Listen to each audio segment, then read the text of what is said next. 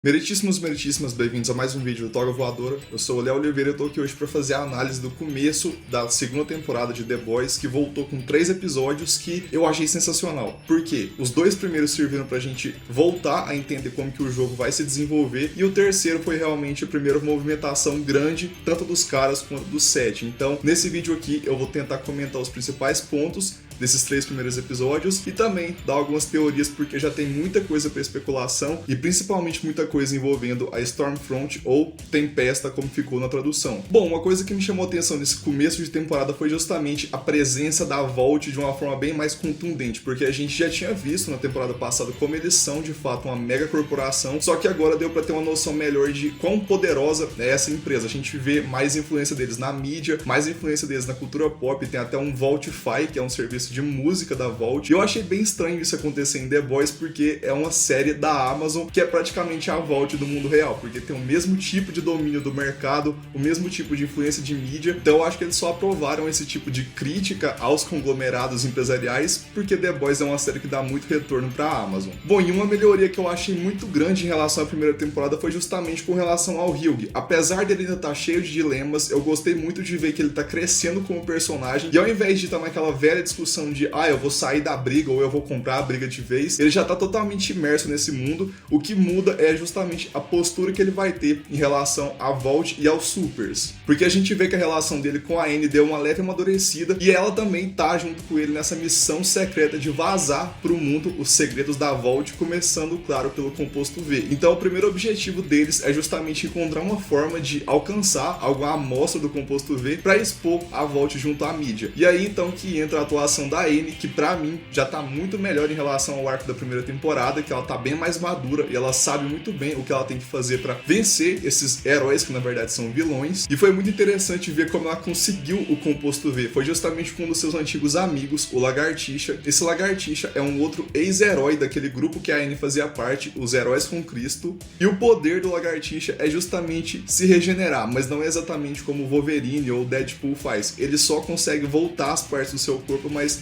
ele não tem outro poder além disso. E o Lagartixa atualmente trabalha como justamente uma cobaia para os testes da Vault, então ele acaba tendo acesso ao armazém e aos estoques da Vault, então ele seria um bom acesso para conseguir o Composto V. Mas a cena que pegou todo mundo de surpresa no primeiro episódio foi justamente a morte da vice-diretora Rainer, que nos quadrinhos ela tem um arco bem maior e mais importante junto ao Butcher, e aqui na série infelizmente a gente teve que se despedir dela, mas aquela cena da morte dela foi muito interessante, porque a forma como ela morreu já foi vista nos quadrinhos antes, essa explosão de cabeça aqui, porque lá na história original, eu vou comentar isso no segundo vídeo dos quadrinhos, tem um arco que se passa na Rússia em que a gente vê que existia uma variação do Composto V que era utilizada pela Vault para vender os supers pro exército, mas eles não eram só heróis normais, eles na verdade serviam como homens-bomba, porque você tinha um detonador e esse Composto V era capaz de explodir o organismo que estava portando ele. Então muito possivelmente não deve ser só uma referência a esse Composto V, pode ser que alguém tenha injetado esse novo Composto V na Rainer e por isso que ela morreu dessa forma. E uma informação muito importante desse primeiro episódio é que a Rainer estava investigando um super terrorista, o Kenji, o irmão da Kimiko, que também estava como fugitivo, e a existência de 2 irmãos super poderosos que foram presos por uma milícia em algum país que está passando por um momento de guerra civil é muito interessante, porque levanta especulações sobre como que foi a atuação dos Estados Unidos e da Vault em países que estavam ou ainda estão em guerra civil, como foi o caso do Vietnã ou mesmo do Oriente Médio atualmente, em que a gente sabe muito bem que no mundo real os estadunidenses vendiam armas e ainda vendem armas para esses países para justamente manter esse mercado bélico funcionando,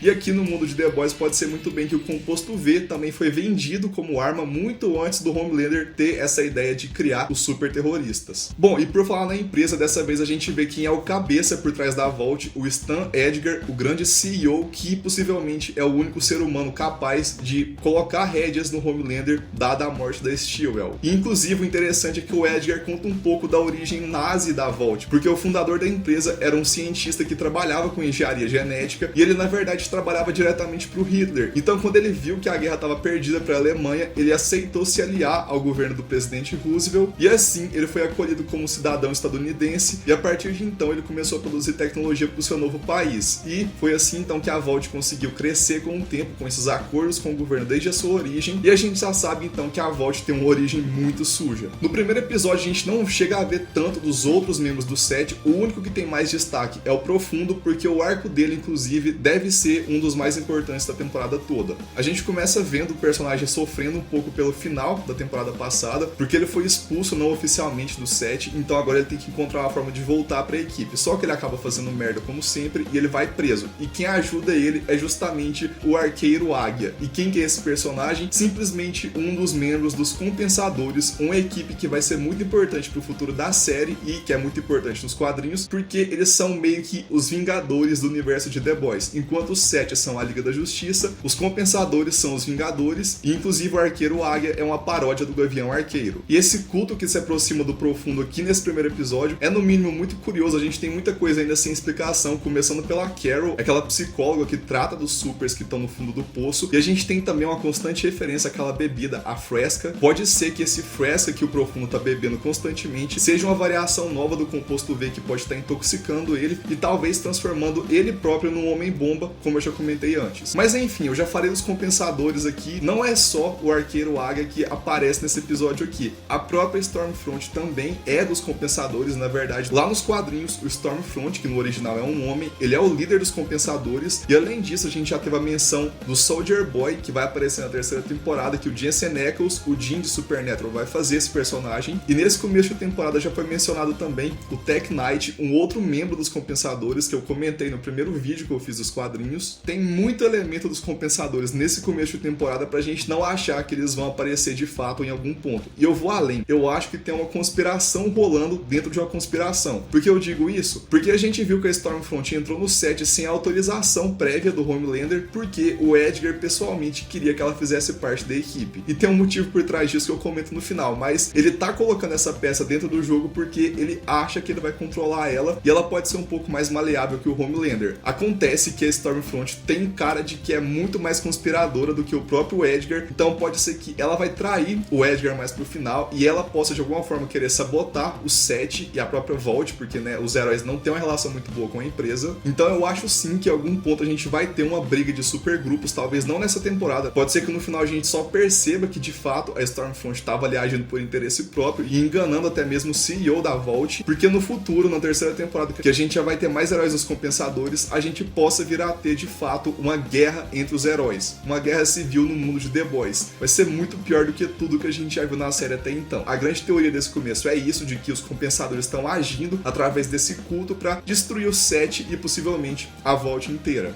E bom, indo agora pro segundo episódio, a gente começa vendo o Butcher largado no estacionamento, porque se você se lembra do final da primeira temporada, teve aquele confronto dele com o Homelander, mas por incrível que pareça, o Lunático não matou o Butcher, só quis torturar ele psicologicamente, mostrando que a esposa dele, a Becca, tá viva e que ela tem um filho com o Homelander, que é o Ryan. Então ele tá querendo realmente quebrar o Butcher mentalmente. Só que o Butcher não sabe onde que a esposa dele tá, então ele ficou vagando por alguns meses, até que ele foi chamado pelo francês até a nova base dos caras. Mas logo a gente percebe que depois da morte da Rainer, o Butcher começou a agir, se aproximando novamente da Grace Mallory, a antiga chefe dele, porque essa é a única pessoa do mundo que pode conseguir pra ele a localização de onde a Becca tá. E bom, falando nela, a gente vê um pouco mais nesse episódio aqui da família do Homelander, e logo de cara fica bem óbvio que o Homelander não tem interesse algum no seu filho, e sim no potencial dele pra se tornar o seu possível herdeiro. Fica bem evidente que ele se vê como uma raça superior, como se fosse de fato um deus andando entre os mortais, e ele quer colocar essa ideologia na mente do filho dele para que ele cresça como um Homelander II, para possivelmente não só ajudar o seu pai, mas tocar adiante o seu legado. E é claro que isso incomoda muito a Becca, ela até tenta entrar em contato com o Dr. Park, que foi o cara que aparentemente criou o Homelander e ajudou também a mascarar toda a gravidez da Becca, só que ele deixa muito claro que eles mentiram pro Homelander por muito tempo, e isso já era um risco, e agora que ele descobriu a verdade não tem o que fazer, você vai ter que entrar no jogo e fingir que é uma família feliz americana ao lado do maior lunático do país. E bom, nem só de vilania vive a série, porque a gente começou a se aprofundar um pouco mais no arco da Maeve, que é uma das integrantes mais interessantes do set, e desde a primeira temporada a gente vê que ela tem muitos questionamentos sobre a forma como ela lida com esse heroísmo deturpado, principalmente em relação a Homelander, e é justamente a vida civil da Maeve e principalmente a sua ex, a Helena, que podem ser um fator crucial para que a Maeve rompa de vez com o set, traia o Homelander e acabe ajudando os caras a derrubarem a Vault. Porque ela tá realmente vivendo como refém do Homelander tem muitos anos e ela não quer isso, ela quer de fato se libertar, mas eventualmente vai acabar surgindo alguma situação para que ela mude de lado e se redima como personagem, ainda que isso custe a vida dela ou possivelmente a vida da Helena. E outro super que volta nesse segundo episódio é o A-Train, que estava em coma desde o final da primeira temporada por conta daquele seu problema cardíaco, e a gente vê logo de cara que ele e a Starlight, a Annie, vão ter uma relação muito tensa porque os dois sabem a verdade um do outro. Só que a surpresa é que a Annie acaba se impondo em relação ao A-Train porque ela joga na cara dele que ela sabe do assassinato da ex-namorada dele, a Lâmina, e é assim que ela consegue se livrar, pelo menos temporariamente, desse chantagista. E de quebra, a Annie conseguiu segurar em suas mãos essa amostra do composto V que ela vai usar para expor a Vault junto à grande mídia dos Estados Unidos. E no final do segundo episódio, os caras de fato encontram o tal super terrorista, que é o irmão do Kimiko, o Kenji, e o problema começa quando o Butcher tenta atacar o Kenji e ele acaba fugindo. Nessa hora, o Butcher conta a verdade pros caras, ele pede ajuda para eles para encontrar a sua esposa Becca, que ainda tá viva e sendo feita de refém pela Vault há muitos e muitos anos, e ele conta que ele vai precisar entregar o Kenji pra CIA para que assim a Grace possa garantir para ele a localização da Becca. E durante aquele confronto entre o Kenji e a Kimiko, ele deixa claro para ela qual que é a intenção dele: vingança. Ele quer destruir não só os heróis que mataram seu povo e sujaram a sua terra de sangue, mas também destruir a Vault. E ele até se juntou à tal milícia, o Exército Luminoso, o que deixa a Kimiko bem furiosa e os dois acabam entrando em conflito. Só que com a ajuda dos caras, ele acaba sendo preso e a Kimiko entende que seu irmão precisa de ajuda, apesar de não ficar muito claro se ela entende o que o Butcher vai fazer, que é entregar ele pra CIA, que possivelmente vão usar ele como cobaia. E a gente já começa o episódio 3 vendo os caras em alto mar se preparando para entregar o Kenji pra CIA. E o interessante desse começo de temporada foi ver que os caras estão bem mais próximos, emocionalmente falando, o que implica que a relação deles vai ficar mais tensa se alguma coisa der errado, mas ao mesmo tempo a gente começa a simpatizar mais pela relação que eles estão desenvolvendo. E nesse episódio fica claro que alguns heróis do set foram meio que nerfados para possibilitar que os caras tenham um pé de igualdade quando forem confrontar a equipe, principalmente em relação ao A-Train, que ele é bem roubado, ele é basicamente o Flash, ou o Mercúrio para ser mais exato, porque ele não é tão rápido assim, só que o problema de coração dele vai acabar sendo um problema constante para ele atuar como um super-herói, mas isso é uma saída inteligente do roteiro, usar um problema que foi estabelecido lá na primeira temporada para dar uma leve enfraquecida no personagem que vai dar um realismo um pouco maior para cenas de ação. E bom, voltando ao núcleo da família do Homelander, a gente tem mais uma cena que mostra o quão psicopata esse personagem é. A gente vê nos 3 episódios que aquela mania dele de ficar fissurado com leite, principalmente se for leite materno, ela persiste, coisa que já vem da primeira temporada. Ele já não é muito bom da cabeça, mas eu tava conversando com um amigo meu, o Ian, e a gente chegou numa conclusão muito interessante. Lembra que ele já falou anteriormente aqui que ele se sente uma raça superior? Então, se vocês se lembram, tava em alta na mídia recentemente que aqueles grupos de extrema-direita supremacista, aqueles tontos, estavam usando o leite como uma forma de pregar sua supremacia, porque, segundo eles, os arianos não têm intolerância à lactose, então por isso que eles são uma raça evoluída. Eu acho que pode ser muito bem uma piada que fizeram aqui com o Homelander pra satirizar essas pessoas idiotas. E bom, falando em idiotice, sabe aquele método muito imbecil de jogar uma criança na piscina pra estimular ela a começar a nadar? Pois é, o Homelander faz isso aqui com o filho dele, jogando ele do telhado. A gente até tinha visto uma parte disso no trailer, mas vendo que na série foi muito mais chocante. E assim, não tem como não rir, a gente sabia que o menino não ia morrer porque ele é filho do Homelander, mas continua sendo babaca, aquele tipo de humor que existe em The Boys que você ri, mas você fica com peso na consciência porque foi errado. Mas foi divertido de assistir. O cara é o lunático perfeito e o Anthony Starr tá cada vez melhor nesse papel. E o mais interessante dessa cena foi ver que ele queria sim despertar os poderes do seu filho, mas não foi da forma como ele previa. O Ryan só desbloqueou seus poderes para defender a sua mãe. Não pareceu que foi uma vitória do Homelander, porque pareceu que ele conseguiu mais um inimigo, no caso seu próprio filho, que assim que tiver controle pleno dos seus poderes, deve muito bem confrontar o seu pai para dar liberdade para sua mãe. E bom, finalmente a gente vê que o composto V chegou até a grande mídia e a Vault estava exposta. A gente vê as ações caindo, eles tendo uma série de problemas jurídicos por conta das mentiras que eles espalharam ao longo de tantos anos. E é claro que isso vai reverberar diretamente no set e até acontece um confronto entre o A-Train e a Annie, só que ela deixa claro que ela fez aquilo porque era necessário e que se ele for contar a verdade, os dois vão ser expostos porque ele acabou não impedindo ela de fazer isso. Então ele pode morrer assim como ela. Só que o interessante é que foi a gente ver um pouco mais de aprofundamento no personagem do A-Train, porque a gente entende melhor qual que é a motivação por trás de tanta ganância, que faz parte da crítica social que a série e o quadrinho sempre se propuseram a fazer. O A-Train diz pra Annie que as únicas pessoas que não acham que o dinheiro traz felicidade foram as pessoas que cresceram com o dinheiro. Então a gente para pra pensar que muitos dos pais que entregaram seus filhos pros experimentos não estavam exatamente fazendo aquilo por uma maldade crua, assim, e sim por necessidade. Pode ser o caso de muitas famílias que viram não só a chance de transformar seus filhos em futuros heróis, como também conseguir uma grana que vai desafogar a família do vermelho. Na mente deles era sim uma boa opção. Claro que a gente não tá passando pano pra quem entrega seu filho pra ser cobaia, mas a gente tem que pensar que tudo que acontece nesse mundo tem um motivo por trás. Não é nada fácil decifrar os personagens de The Boys, seja nos quadrinhos ou na série, e eu gostei muito de ver que o A-Train tem uma profundidade maior.